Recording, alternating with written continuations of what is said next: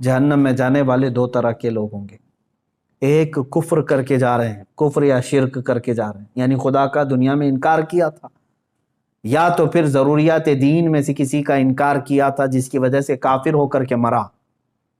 یہ جو جانے والوں کی کیٹیگری ہے یہ ہمیشہ کے لیے جائیں گے دوزخ میں، 100 سال، لاکھ سال، کروڑ سال، نہیں پتا، نان اینڈنگ، اس کے بعد انہیں وہاں سے نہیں نکالا جائے۔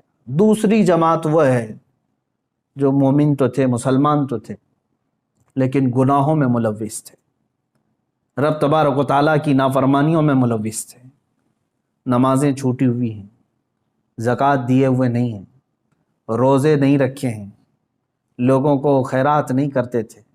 سورہ مدثر کی آیت ہے، بہت سارے جو مسلمان جہنم میں جائیں گے ان سے پوچھا گیا عن المجرمین ما سلککم فی سقر یتساءلون عن المجرمین، آپس میں مجرمین پوچھتے ہیں تو کیوں آیا دوزخ میں؟ تو اکثر کا جواب کیا ہے؟ قالوا لم نک من المصلین، اکثر مسلمان جو دوزخ میں ہوں گے کہتے ہیں ہم نماز نہیں پڑھتے تھے۔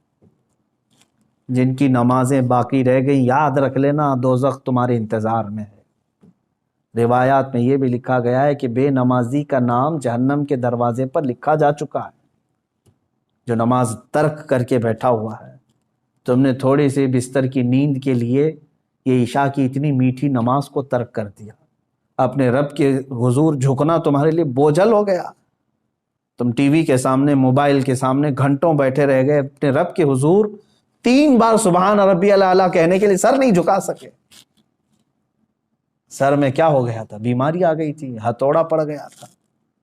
کتنے لوگ ایسے ہیں جو اپنے رب کو بھولے بیٹھے ہیں اور نمازوں سے غافل ہیں۔ ہر ایک کے کھاتے میں پیچھے پلٹ کر کے دیکھو تو تمہاری نمازیں باقی ہیں میرے عزیزو، اور تم اللہ کے حضور جانے والے ہو۔ آخرت کا سفر بہت قریب ہے تمہارا، اور اس سفر پر جانے والا مردہ کبھی واپس نہیں آتا، اور نہ ہی تم سے کہنے کے لیے کوئی آئے گا کیا تم نے اور ہم نے اپنے ماں باپ اور اپنے بھائیوں کو نہیں دفن کیا ہے؟ ہمارے بڑوں کو اپنے کندھوں سے اٹھا کر لے جا چکے، ہم قبروں میں دبا کر کیا گئے اور ان کو اللہ کے حوالے چھوڑ کر کیا ہے؟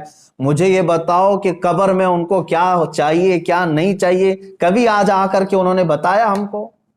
اسی سے سمجھ لو کہ جس دن تم بھی جاؤ گے تم بھی بتانے کے لیے اپنے بیٹوں کے پاس کبھی نہیں آنے والے، تم پر کیا گزرے گی وہاں پر تم کسی سے کہہ نہیں سکو گے۔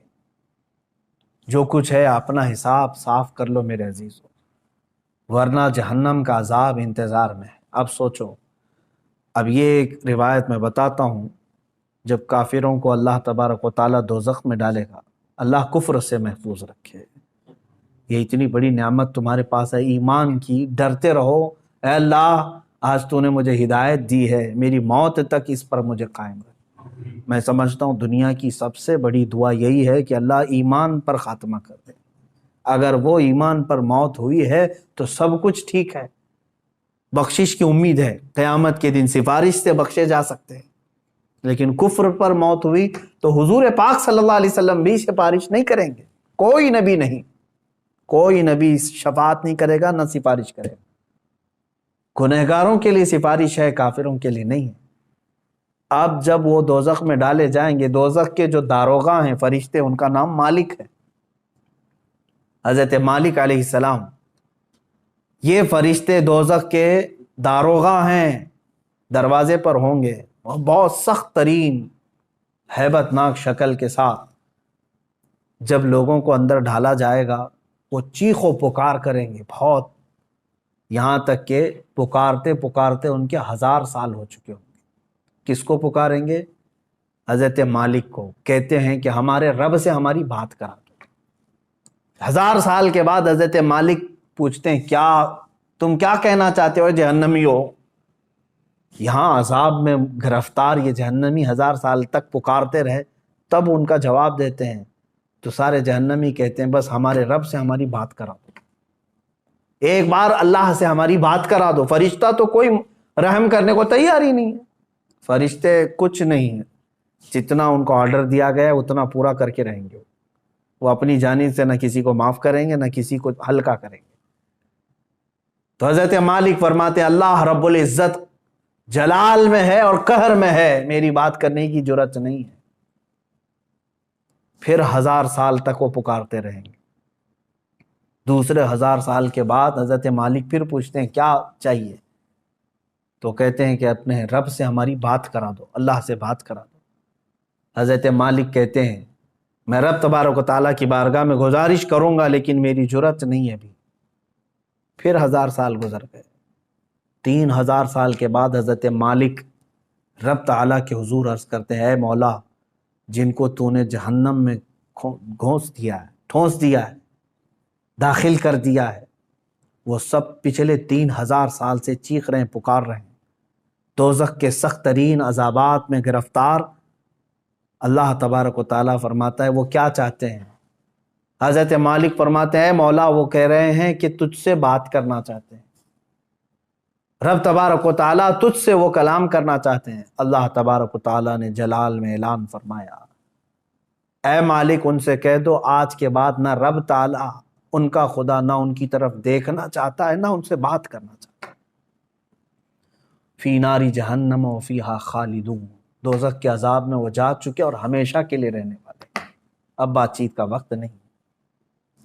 یہ کفار و مشرکین کے ساتھ ہمیشہ کے لیے جیسے ہی ان کو اعلان ہو جائے گا وہ اتنا چیخ ماریں گے کہ جہنم ہل رہی ہوگی۔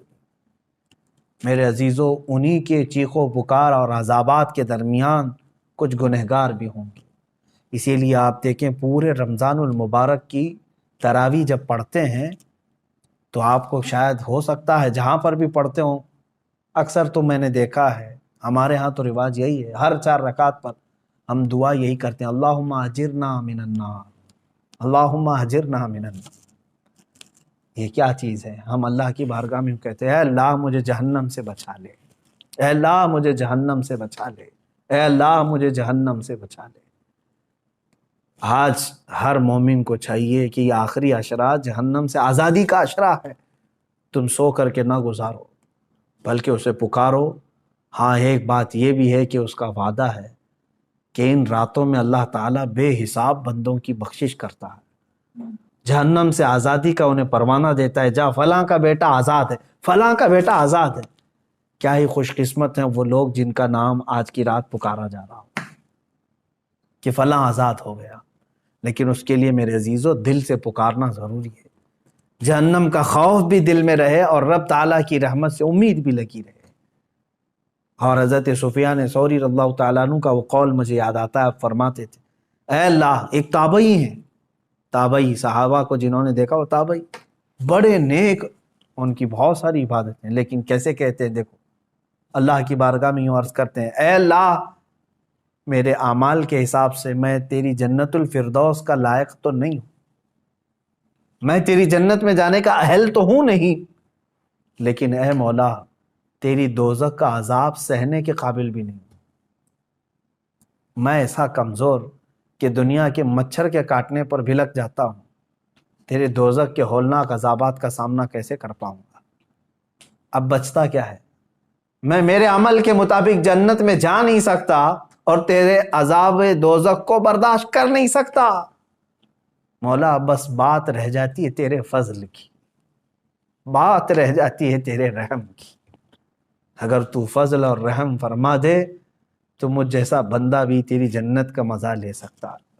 اے مسلمانوں، آج کی رات اور جو یہ آخری عشرہ آئے اس میں سونے کے لیے نہیں ہے، ہاں جس قدر تم اپنے جسم کو راحت دے سکتے ہو سو، لیکن ڈر کر کے بستر چھوڑ کر کے اٹھ جاؤ کسی بھی وقت، دکھاوے کے لیے نہیں۔